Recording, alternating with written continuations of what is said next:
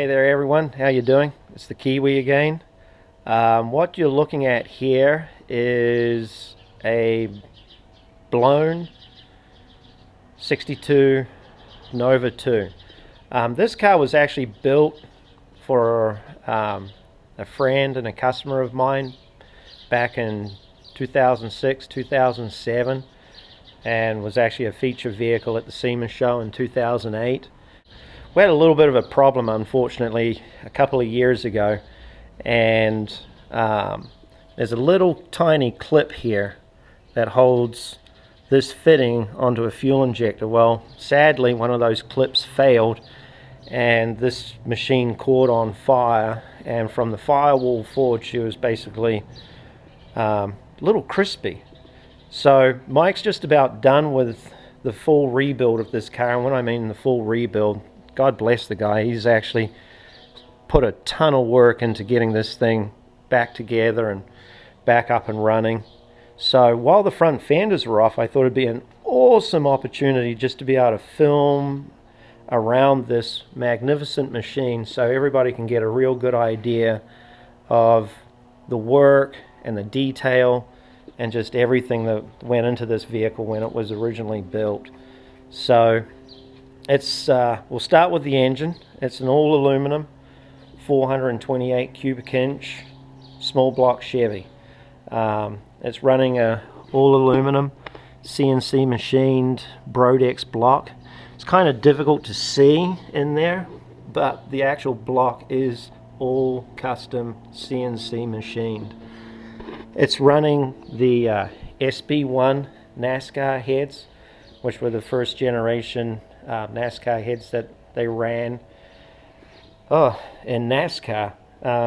Just tricker than shit. It's got a full roller bearing cam inside of it. It's Ross pistons. What was the crank, Mike? Cali still. Yeah, that's what I thought. It was Kelly's crank. Oliver rods. Yeah, Oliver rods. It's got full blown everything inside the engine as far as the lifters, rockers, everything's all Jessel. It's got a fully custom hand fabricated intake manifold sitting on a B.D.S. Sitting on top is a B.D.S. 871 blower. 871 it is, isn't it? Yeah. And then it's got the B.D.S. injector hat on the top of it.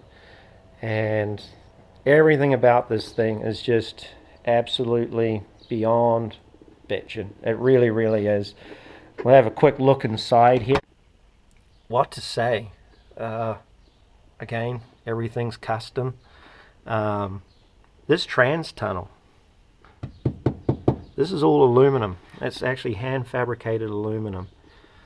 And then we actually designed up this basically this control panel that controls all the functions of the vehicle. And I built the panel, and then we designed up this custom billet ring to actually go around it, which was something that was pretty unique at the time, because you got to realize that when you're looking at this vehicle, keep in mind that it is basically 8 years old now from when it was finished. The gauge cluster itself, that's actually from Classic Instruments. But yeah, we used a 30s era Ford gauge cluster in a 62 Nova, and it worked out really well. The seats are Curbo, and then what we did was we got Martin Gamino from Gold Coast Upholstery in Ventura to work his magic, and he did a complete custom, obviously leather upholstery to these seats. This is the rear of the vehicle. Now the interesting thing is these inner fender wells, as I call them, the mega tubs, all the tin work back here is actually just powder coated. None of this is actually painted. There's no Bondo. There's absolutely nothing on this stuff. This is just all clean, pure, hand fabricated steel work.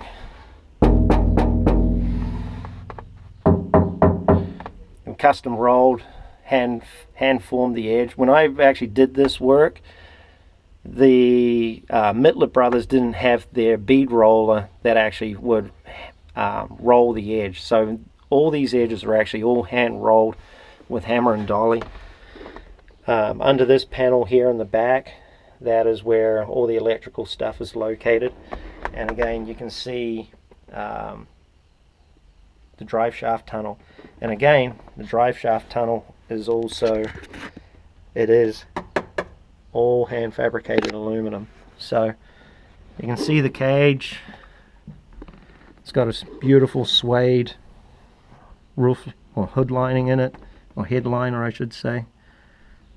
So that's what the inside of this machine looks like.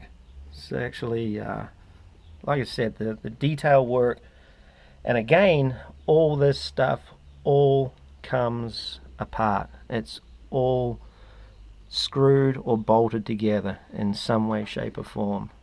And it's amazing. We're not going to be able to see it today, but actually what is actually mounted under here would blow you away. There's the whole transcooler, fan assembly, everything is all mounted actually underneath that panel.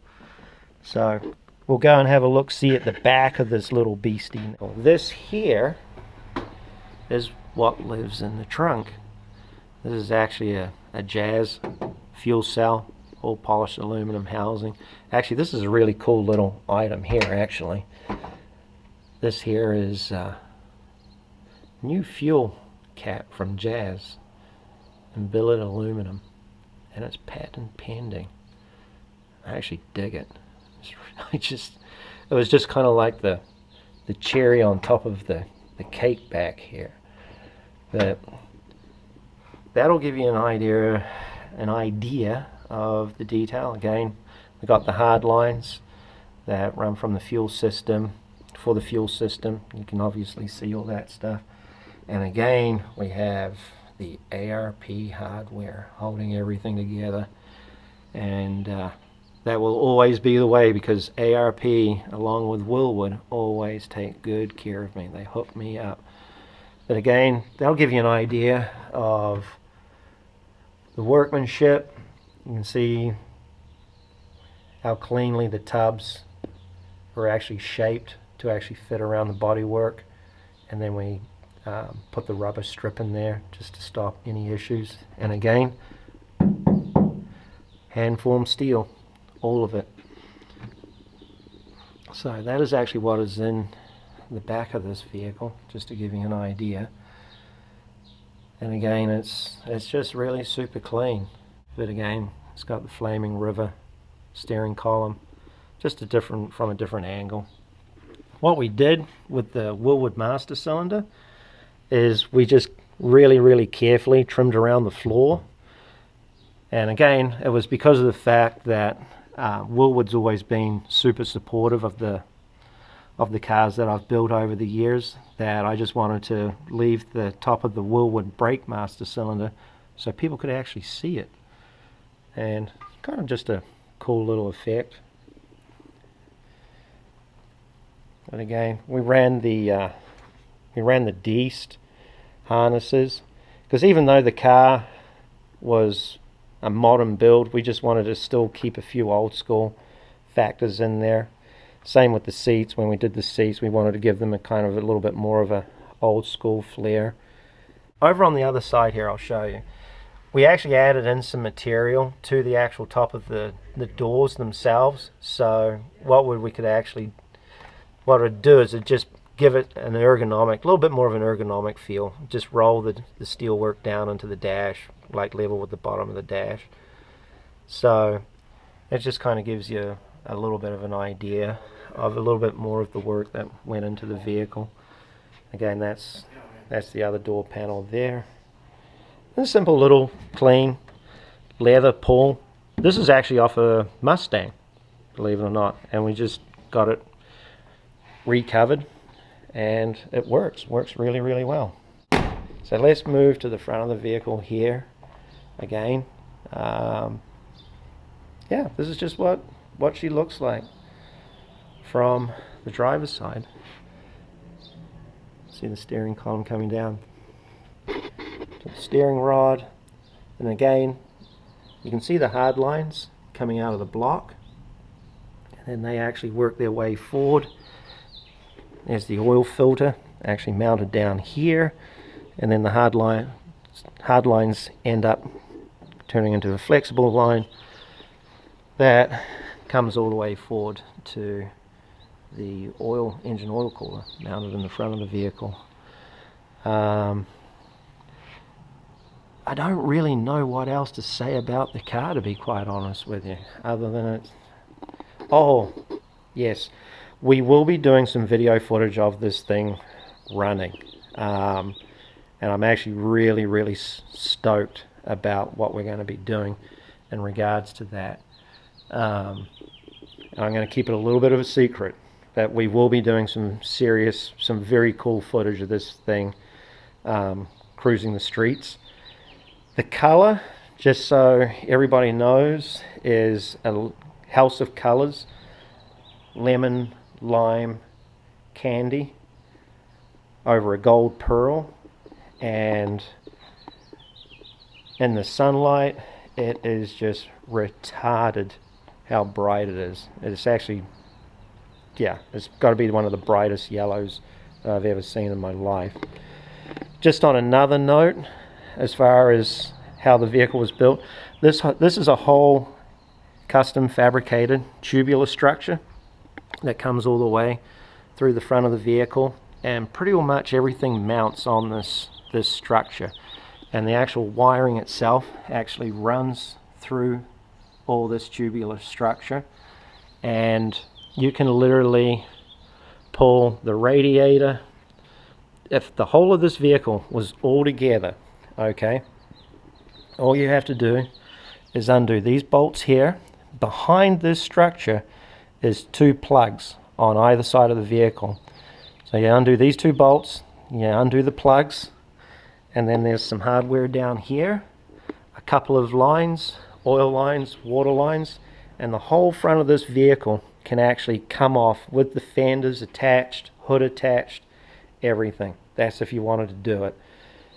That, like I said, I just wanted to take the opportunity to actually do a walk around of the vehicle while it was up in the air like this, and I'll get underneath the car. I'll take some more footage of the actual underside of the vehicle, and yeah, we'll just hopefully the footage from underneath the vehicle will actually come out really nicely. So okay, as you can see, the whole underside of the vehicle is completely custom. You can see the hand fabricated floor panels, the hand fabricated stainless steel hard lines, and also the Morrison chassis. In the rear of the vehicle is a complete strange differential. It's got the Ford 9-inch aluminum center section and coilovers. You can see the underside of the Jazz aluminum fuel cell. Up the front, same thing also. You can see all the custom hand fabricated aluminum oil pan. If you like what you see, feel free to subscribe, pound the snot out of the like button, and I'll have some more vehicles for you to look at here soon. Take it easy, guys. Cheers.